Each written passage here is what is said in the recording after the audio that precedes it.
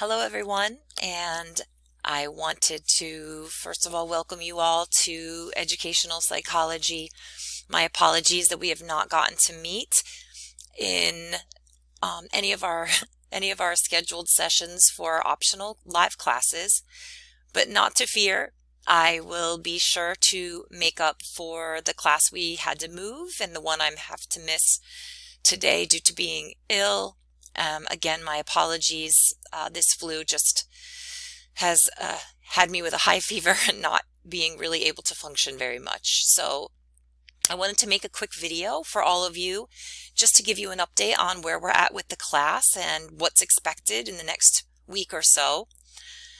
So if you head over to the modules tab and you scroll down, this is what it should look like in your class.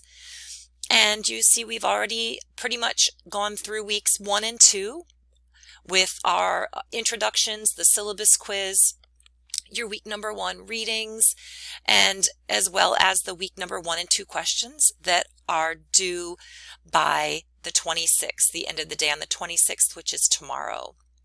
So as you move along, you'll see that we moved the optional class from today. And I'm instead recording a small video for you to look over. And I looked at the calendar, and we're just going to keep with our next optional class being on February 8th, but I will add another optional class to make up for the one we haven't been able to have yet, but I will add that towards the end of the semester. So what I've done is I have added content for the next phase of what we're looking at, which is cognitive development. And with that, we are looking at Piaget's various theories, as well as Vygotsky and Bronfenbrenner. We also are going to be looking at how language and literacy develop. And so for this week, you actually have 2 discussion boards and then a set of a few week number 3 questions. Your first discussion board is going to be going over really what you learned and reflected on the last 2 weeks.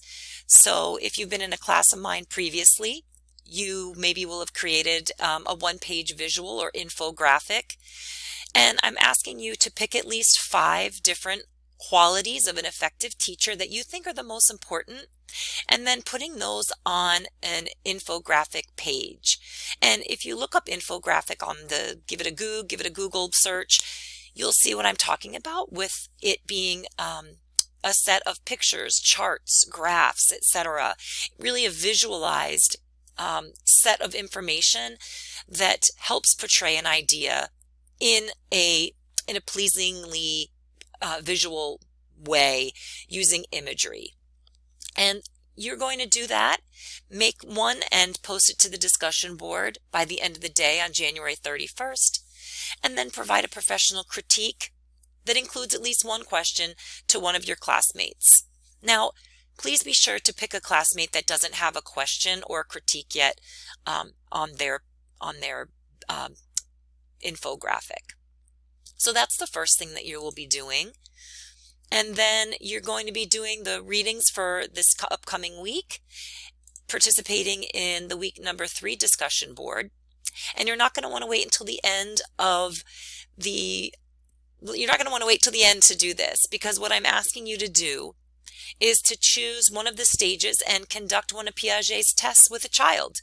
You can pick any age group that you'd like, a child that you know in that age group, but it just has to be represented by one of Piaget's stages. So like I said, for example, you might select a 5-year-old child and test the child's understanding of conservation. Excuse me. So then you're just going to follow the directions here. Your post is due on the 31st, and your responses to your classmates are due Friday the 2nd. And as I've mentioned here, again, your initial post is worth 80% of your discussion grade this week, and those follow-up probing questions are worth 20% of your grade this week for the discussion board. Again, if you have any questions, please don't hesitate to ask. So like I said, we will continue on and have our next optional class on the 8th. And if you've made it this far in the video, you can please email me with the word Piaget in the subject line to let me know that you've watched and listened to this video. And along with that, if you have any questions, you can include that in your email as well. And I look forward to meeting all of you soon. Again, thank you for all your patience.